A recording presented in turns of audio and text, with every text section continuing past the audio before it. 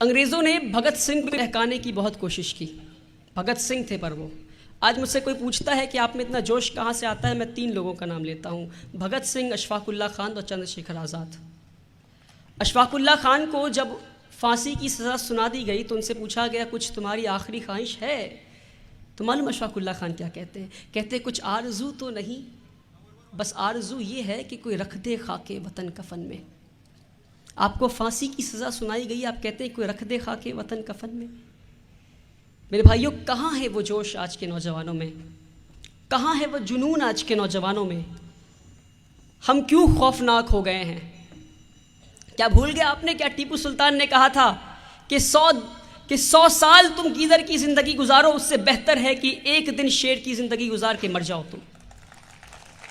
मेरे भाइयों, हमें सीखना है इन लोगों से। भगत सिंह को अंग्रेज़ों ने बहुत बहकाने की कोशिश की। जब वो सेंट्रल लेजिस्लेटिव असेंबली में उन्होंने बम फोड़ा तो उन्हें कोर्ट में पेशी की गई उनकी। तो जज ने कहा, अंग्रेज़ जज ने कहा कि ए भगत, हमने तो तुम पे सिर्फ 150 साल रूल किया है, राज किया है, इन मुगलों ने तो तुम पे 800 साल राज किया है, तुम इन पे क्यों नहीं बम फोड़ते, हम पे क्यों बम फोड़ते हो? तो भगत सिंह मालूम क्या जवाब देते? कहते जज साहब कैसी बात कर रहे हैं आप? इन मुगलों ने, इन पठानों ने हम पे ऐसा राज किया कि इस देश को सोने की चिड़िया बना दी, और ऐसे सोने की चिड़िया जिसकी चहक ने आपको मजबूर कर दिया कि आप 7 समुंदर पार करके यहां आए। वो भगत सिंह थे, मिसाल थे वो सेक्युलरिज्म के। हम कैसे भुला सकते हैं रानी लक्ष्मीबाई को?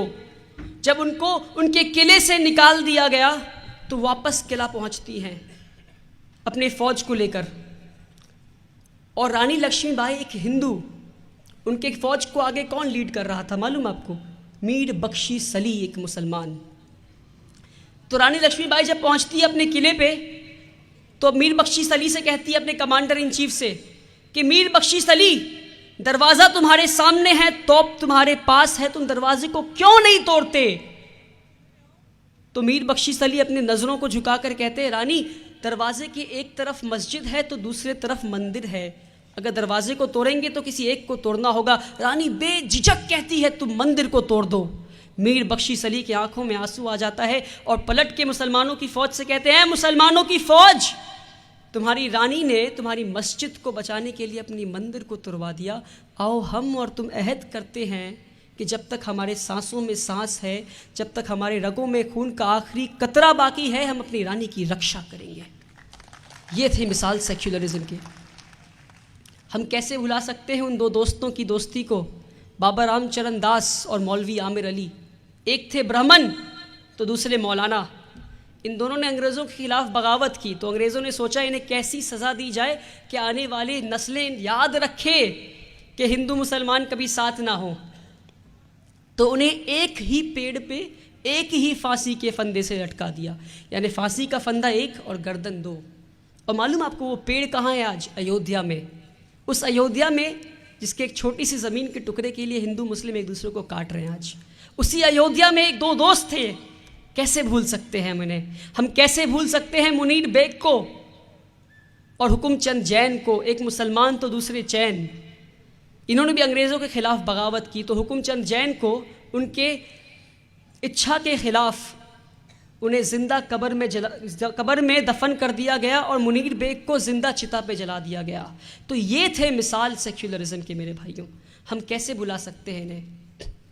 हम कैसे भुला सकते हैं कि महाराणा प्रताप के कमांडर इन चीफ का नाम था हाकिम खान, और मान सिंह के कमांडर इन चीफ, और अकबर के कमांडर इन चीफ का नाम था मान सिंह।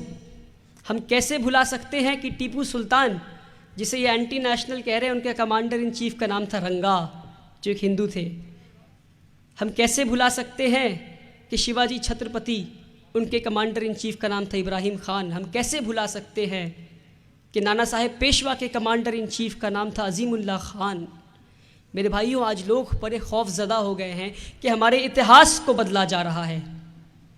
तो मैं कहता हूँ, अगर ये लोग इतिहास को बदलते हैं तो बदलने दो। आओ हम और आप मिलकर इस देश के मुस्तकबिल को बदलते हैं।